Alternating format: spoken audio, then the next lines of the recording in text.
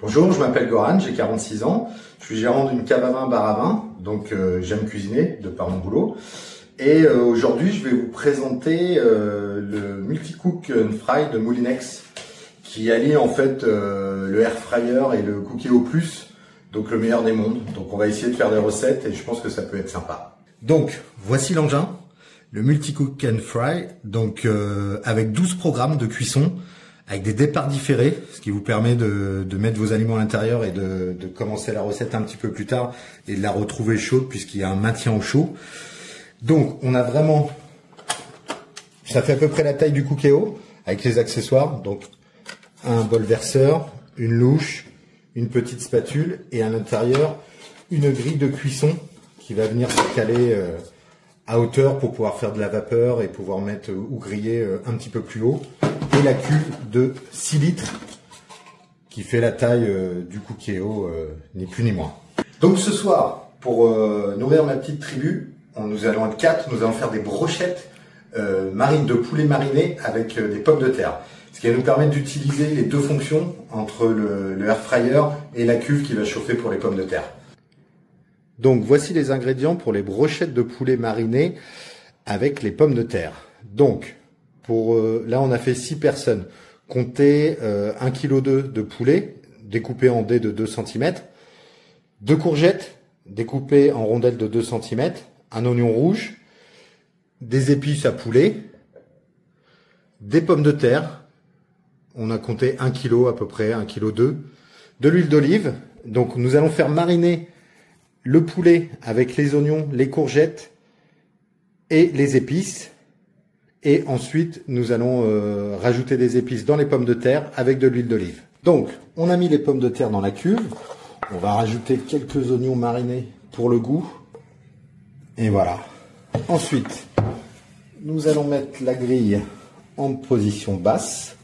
Donc, vous avez des petites encoches sur le côté que vous venez caler. Donc, ça se met vraiment tout seul. Bien sûr, je l'ai loupé. Hop. Voilà. Et ça vient par-dessus. Et je vais poser les brochettes par-dessus. Hop. On va sûrement faire 2 tournées parce que on s'est enflammé sur les brochettes. Ensuite, nous refermons. Nous mettons en route. Donc vous voyez là il est en position air fry. Donc vous allez voir un peu tous les menus. Donc air fry, crispy meal, vapeur et crisp, grill. Donc là on peut pâtisser et rôtir, déshydrater. Et après vous passez en multi-cook avec donc le rice comme je vous disais pour faire du riz et tout ce qui est grain. On peut faire du sauté, de la cuisson mijotée, de la vapeur, du réchauffage ou bouillir. Donc nous on va partir sur le crispy meal. Là vous changez le temps. Donc là on va mettre un quart d'heure, donc vous pouvez mettre plus ou moins. Moi je vais mettre un quart d'heure. La température, donc 200 degrés. Et après on envoie. Et voici le résultat. Des belles brochettes.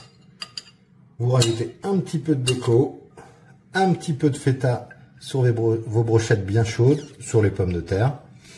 Pour ceux qui préfèrent un peu plus grillé, n'hésitez pas avec le air fryer à faire un coup de grill pour bien griller vos brochettes.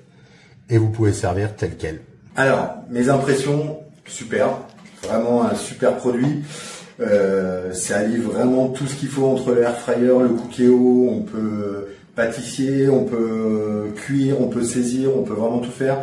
Ça fait rice cooker aussi, donc vraiment un superbe appareil. Je le conseille à tout le monde pour un gain de place, pour vraiment de l'efficacité. Donc vous pouvez cuire à la vapeur, il y a vraiment tout ce qu'il faut dans cet appareil. Donc je le conseille vivement pour toutes les personnes qui n'ont pas beaucoup de place et qui veulent cuisiner et faire de la bonne cuisine.